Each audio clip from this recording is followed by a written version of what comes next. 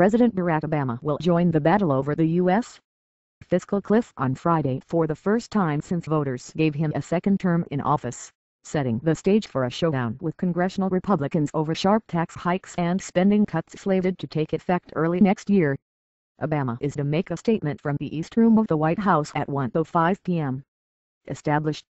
His opening move in what is expected to be a tense negotiation to avert the so-called fiscal cliff was telegraphed Thursday by a top advisor, David Plouffe, who claimed the mandate from Tuesday's election victory to raise taxes on the wealthy.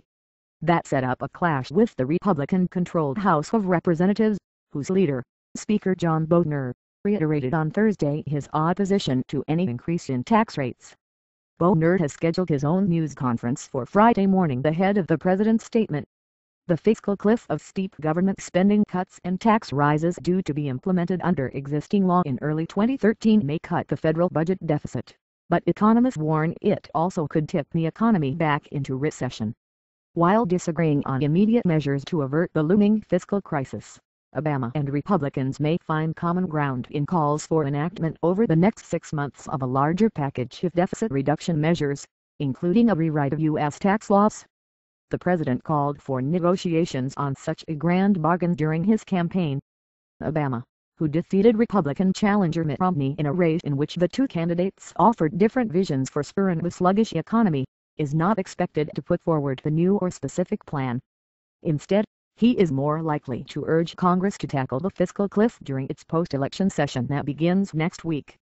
The nonpartisan Congressional Budget Office reiterated Thursday that if left unaddressed, the abrupt fiscal tightening would knock the economy back into recession, with unemployment rates soaring back to about 9%. But it also warned of a crisis ahead if the United States does not stem the growth of its exploding deficit. Congressional Republicans, who stress spending cuts, have already begun to stake out their position on ways to spare the already modest economic recovery from a fiscal shock. The president's advisors told reporters earlier on Thursday that dealing with the fiscal cliff would be an immediate priority. The administration sees Obama's re-election as an endorsement of his position that affluent Americans should see their taxes rise, they said.